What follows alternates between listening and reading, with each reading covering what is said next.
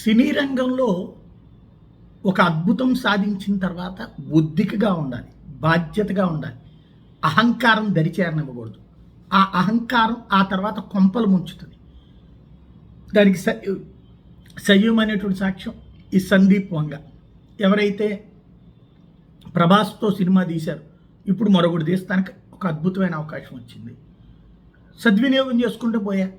నువ్వు ఒక హీరోయిన్ అడిగావు, ఆమె నీ దాంట్లో నటించనంది, లేదా ఆమె అడిగిన రెమ్యునరేషన్ నీకు నచ్చలేదు, లివర్ నీ బడ్జెట్లో చేసేటటువంటి నటిని తీసుకో, అయిపోయా.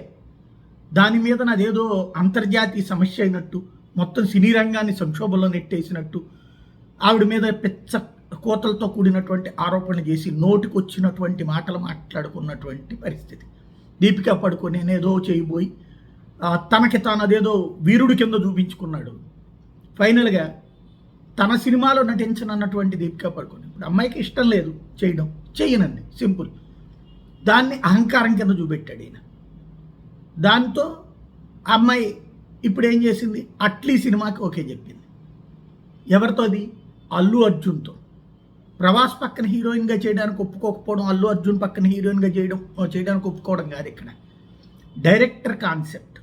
ఈ కథ నచ్చింది, ఆ కథ నచ్చల, లేదా ఆ కథలో తన పాత్ర నచ్చల, ఈ కథలో తన పాత్ర నచ్చింది.